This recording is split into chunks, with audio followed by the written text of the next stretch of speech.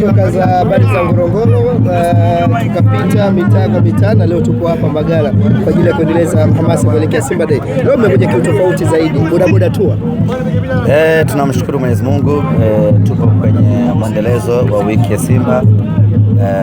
Tumeizindua pale Ngorongoro tarehe 1 ya mwezi huu wa 8, na baada ya hapo kilichofuata ni mfululizo wa matukio ndani ya wiki hii ya Simba. Jumatatu tulikuwa na zoezi la kutoa damu, limekwenda vizuri. Tumepitisha malengo ambayo tulikuwa tumejiwekea na mpango wa damu salama walikuwa wameweka. Mwitikio ulikuwa ni mkubwa, na tunamshukuru na kumpongeza rais wa klabu ya Simba Mohamed Dewji kupitia taasisi yake ya Mo Dewji Foundation kwa kuamua kuweka zawadi kwa wale wote ambao watajitolea damu. Zawadi hile iligeuka kuwa motisha na watu wengi kuvutiwa zaidi, wakatoa damu na wakapata zawadi zao na lengo likafikiwa. Leo hii tupo kwenye boda tour. Tunapanda bodaboda watu wote, tunazunguka mji mzima wa Dar es Salaam kwa ajili ya kufikisha ujumbe wetu tuliokuwa nao. Tunauamsha tu mji, tunauchangamsha tu mji ili watu waweze kujua kuna tukio gani tarehe 8 ya mwezi wa 8.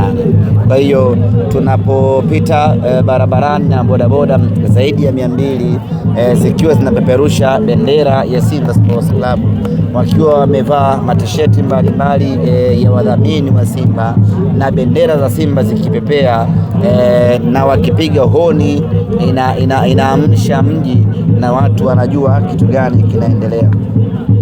Lengo letu watu waitambue Simba Day na wafanye maamuzi kuhusiana na Simba Day.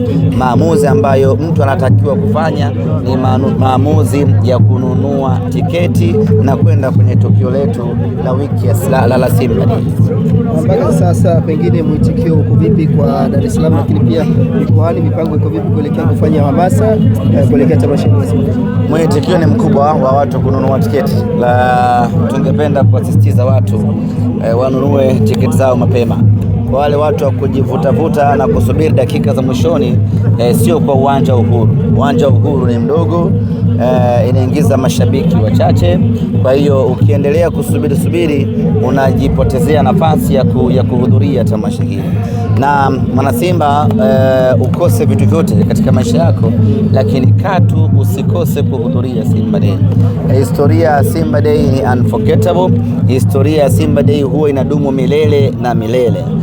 Utakuja kutamba na kuhadithia baadaye ya kwamba ulihudhuria kwenye miaka 90 ya Simba kwenye siku yetu ya Simba Day. Kwa hiyo mwitikio ni mkubwa, lakini niwaombe na kuwahimiza wana Simba kuongeza kasi ya ununuzi wa tiketi, kwa sababu tukio linalokuja mbele yetu ni tukio bora kweli kweli kihistoria, lakini ni sehemu ya burudani ambayo huwezi kuipata popote. Ukiachilia mbali utambulisho wa wachezaji, tutakwenda kuwaona kwa mara ya kwanza. Kuna burudani kem za wasanii, kuna matukio ya kuvutia ya kustaajabisha, yote unayapata kwenye tukio hili la Simba Day. Kwa hiyo sio tukio la kukaa na kuliangalia nyumbani, ni tukio la kila mwana Simba kuja uwanjani. Kwa ubora wa Simba Day, tiketi ilipaswa kuwa imeshaisha mpaka hivi sasa, kwa sababu kuchelewa kuliona tukio hilo ama kukosa kuliona tukio hilo uwanjani, unakuwa umekosa kitu cha thamani kweli kweli kwenye maisha yako mwana Simba. Tutegemee surprise yoyote kuelekea Simba Day? Surprise zipo za matukio na mfululizo wa shughuli mbalimbali. Isingekuwa busara kustaja kwa sababu unakuwa umeua surprise yenyewe, lakini yale ambayo uliona mwaka jana, mwaka huu unakwenda kuyaona yakiwa bora zaidi. Yapo matukio mapya, yuko mpangilio mpya, burudani mpya, kila kitu ni kipi ambacho unakwenda kukiona siku ya tarehe 8. Wewe binafsi umekuwa ni mtu ambaye ukiingia kwenye tamasha la Simba Day na ubunifu tofauti. Msimu uliopita umeingia kama komando semaji. Pengine vipi kwa msimu huu, umejipanga vipi na watu wategemee kitu cha ziada na tofauti? In fact nimehangaika sana kutafuta wataalamu wanaoweza kurusha